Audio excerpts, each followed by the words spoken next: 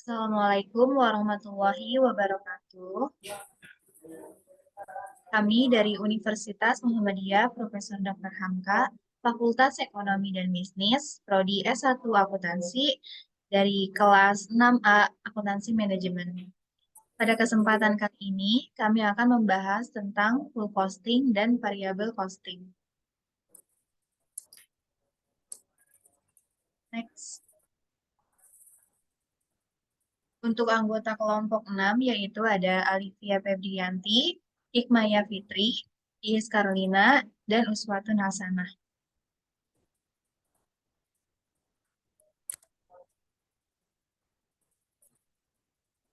Full costing dan variable costing. Metode penentuan harga pokok produksi adalah untuk memperhitungkan unsur-unsur biaya ke dalam harga pokok produksi. Dalam penentuan harga pokok produk, dikenal dua metode, yaitu variable costing, penentuan harga pokok variabel, dan full costing, penentuan harga pokok penuh. Konsep tersebut menjadi berbeda akibat adanya perbedaan pengakuan terhadap biaya overhead pabrik tetap, yaitu BOPT. Dalam konsep full costing, BOPT diakui sebagai bagian integral dari biaya produksi, harga pokok produksi. Adapun dalam konsep variable costing, yaitu BOPT justru tidak dianggap sebagai bagian dari biaya produk yang elementer. Full costing.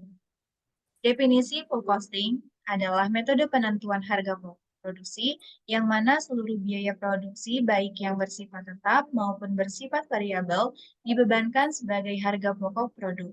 Sehingga elemen dari harga pokok produk dengan menggunakan metode ini adalah biaya bahan baku, biaya tenaga kerja langsung, biaya overhead pabrik tetap, dan biaya overhead pabrik variabel.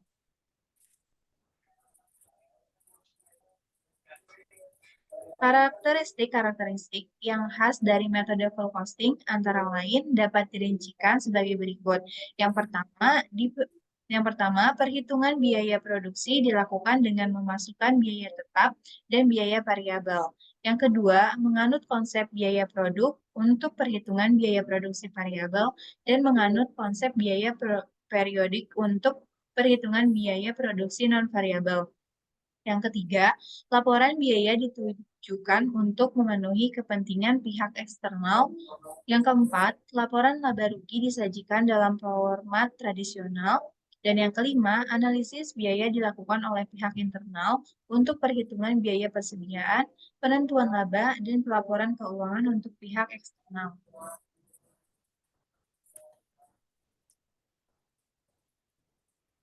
Kelebihan dan kekurangan full costing.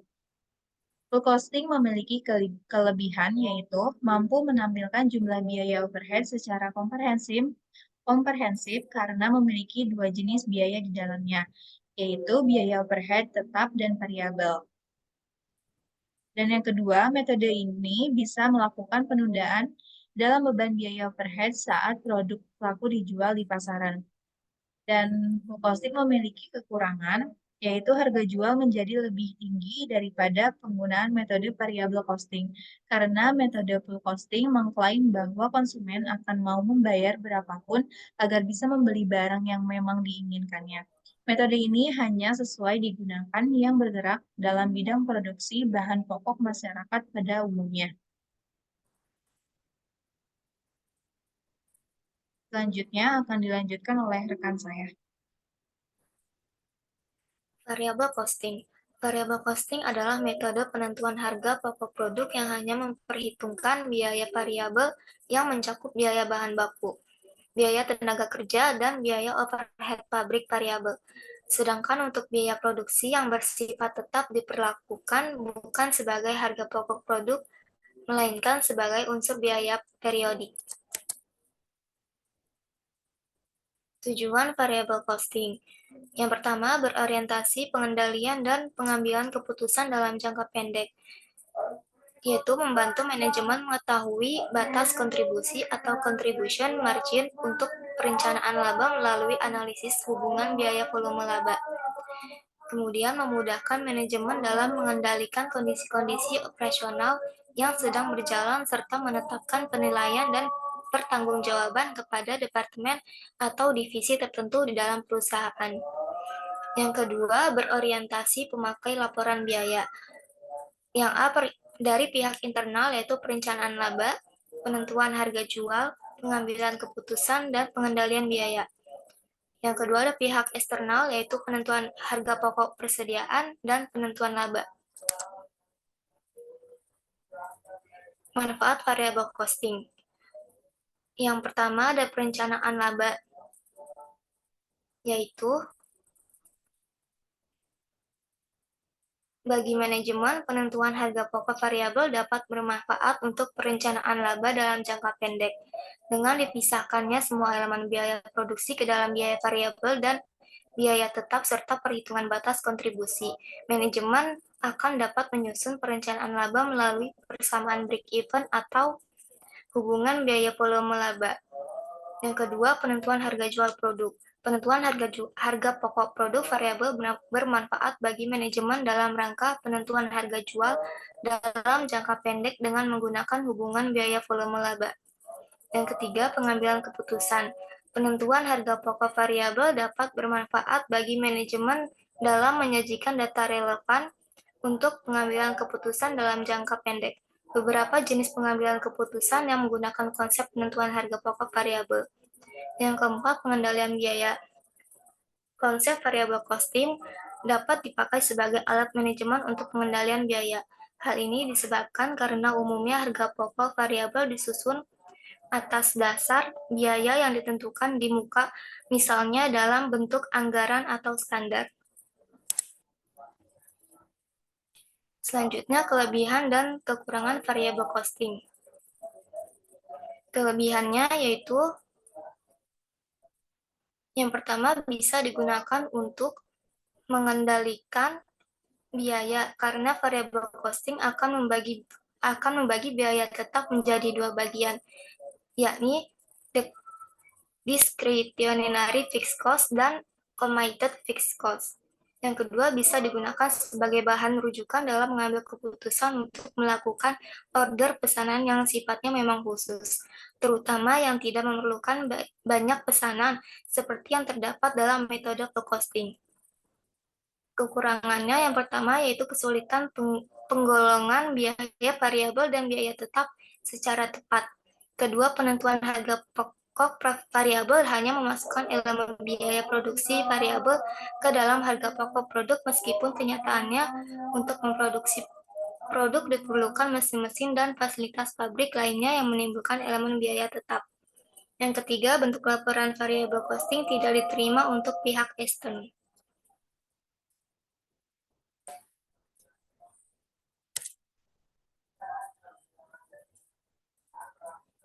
Selanjutnya, perbedaan full costing dan variable costing. Satu, penentuan harga pokok produk. Pada metode full costing, semua elemen biaya produk, baik tetap maupun variabel, dibebankan ke dalam harga produk pokok produk. Sedangkan pada metode variable costing hanya memasukkan atau membebankan biaya produksi variabel ke dalam harga pokok produk. Yang kedua, penyajian laporan laba rugi. Dalam metode variable costing, semua biaya overhead pabrik dalam metode variable costing semua biaya overhead tetap dilaporkan dalam laba rugi periode tersebut, mengurangi pendapatan pada periode tersebut. Sedangkan dalam metode full costing hanya biaya overhead produk yang telah terjual yang dilaporkan dalam laba rugi periode tersebut. Yang ketiga, biaya per periode. Pada metode full costing, biaya per periode dianggap sebagai biaya yang tidak berhubungan dengan biaya produksi, namun tetap mengurangi laba perusahaan. Sedangkan biaya per periode menurut metode variable costing ikut dibebankan dalam produksi. Selanjutnya akan dilanjutkan rekan saya.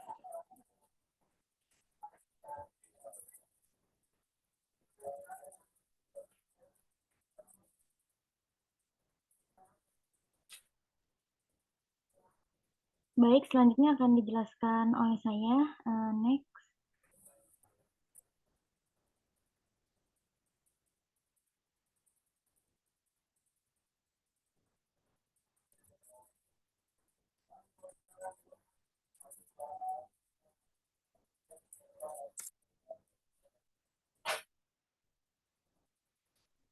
Baik, di sini ada contoh full costing dan variable costing. Di sini, pada tahun XXX, PT Maju Lancar ini memiliki data yang berhubungan dengan produksi, yaitu sebagai berikut. Di sini, persediaan produk jadi awalnya itu adalah 0. Unit diproduksinya adalah 30.000 unit. Unit dijual dengan harga jual per unitnya adalah 300.000, yaitu sebanyak 24.000 unit. Dan kapasitas produk normalnya itu adalah 30.000 unit. Kemudian di sini ada biaya variabel per unitnya, di mana ada tenaga kerja sebesar 100.000, kemudian bahan bakunya itu adalah 50.000, overhead-nya adalah 50.000, dan biaya administrasi dan penjualannya adalah 10.000. Kemudian ada biaya tetap, yaitu ada overhead pabrik sebesar 750 juta, biaya administrasi dan penjualan sebesar 300 juta. Nah, dari soal ini, maka kita akan menghitung harga pokok produk per unit dan laporan laba atau rugi dengan metode full costing dan variable costing. Next.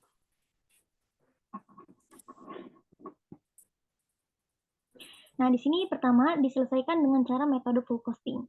Di sini kita pertama membuat laporan HPP per unitnya dulu, di mana tadi kan tenaga kerjanya itu adalah 100.000 rupiah, kemudian bahan bakunya 50.000, BOP variabelnya 50.000, dan BOP tetapnya 25.000. BOP tetap 25.000 itu didapatkan dari 750 juta BOP tetap dibagi dengan 30.000 unit yang diproduksi. Jadi hasilnya adalah 25.000 rupiah. Maka total HPP per unitnya itu adalah 225.000 rupiah. Next. Oke, selanjutnya di sini ada laporan laba rugi dari PT Maju Lancar. Di sini pertama ada penjualannya. Penjualannya itu sebesar 7.200.000 juta.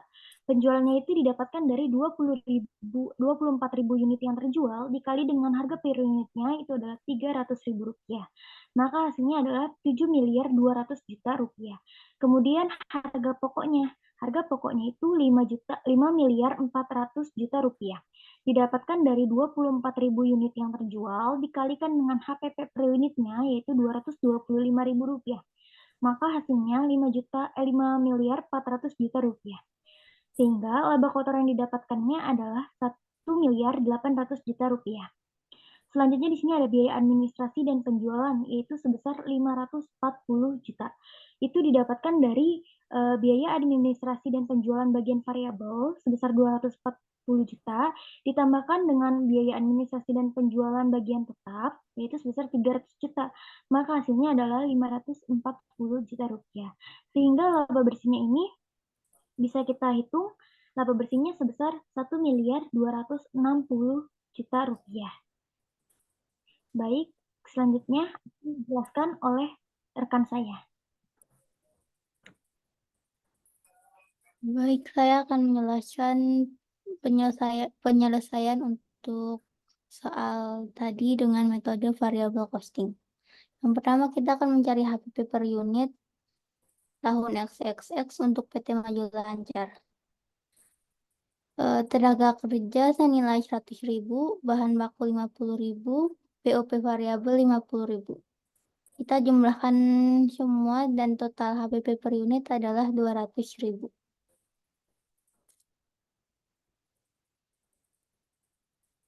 Yang kedua, kita membuat laporan laba rugi untuk PT Maju Lancar pada tahun XXX. Untuk penjualan yang didapat adalah 7.200.000 juta. Untuk biaya variabel terdiri dari HPP variabel yang senilai 4.800.000 juta dan biaya administrasi dan penjualan variabel adalah 240 juta. Kita jumlahkan menjadi 5.040 juta. Untuk mencari margin kontribusi, kita mengurangi penjualan dengan biaya variabel. 7.200.000 juta dikurangi 5.040 juta. Hasilnya 2.160 juta.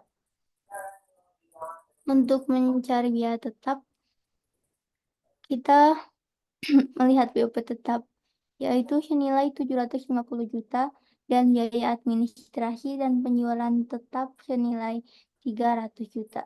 Kita jumlahkan menjadi 1.050.000.000. Untuk mencari laba bersih, kita mengurangi margin kontribusi dengan biaya tetap. 2.160.000.000 dikurangi 1.050.000.000, yang hasilnya 1.110.000.000. Catatan penjualan dari 24.000 unit terjual dikali 300.000 per unit, yang hasilnya 7.200.000.000.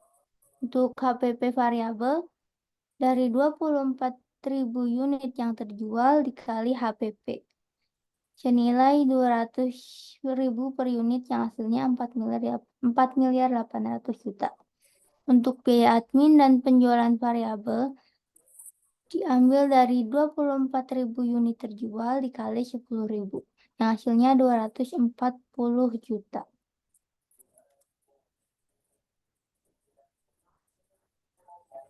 Untuk hubungan antara penjualan, produksi, dan laba. Jika perusahaan memproduksi unit barang dalam jumlah lebih banyak dibandingkan jumlah unit yang dijual, maka berarti akan tercipta persediaan.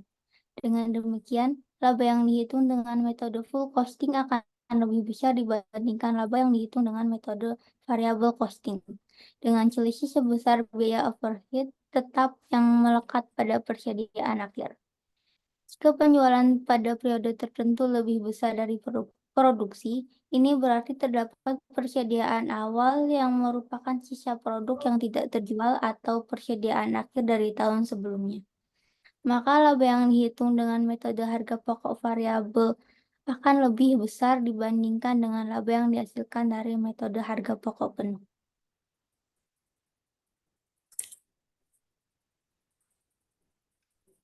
Jika jumlah produksi dan penjualan pada suatu periode adalah sama, maka laba yang dihasilkan oleh metode full costing dan variable costing pun tidak ada perbedaan atau bernilai sama.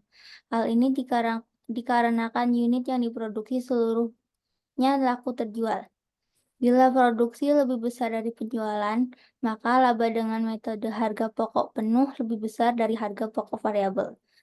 Bila produksi lebih kecil dari penjualan, maka harga pokok penuh lebih kecil dari harga pokok variabel. Bila produksi dan penjualan sama, maka laba dengan metode harga pokok penuh sama dengan harga pokok variabel.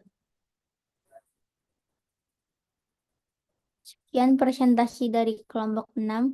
Assalamualaikum warahmatullahi wabarakatuh.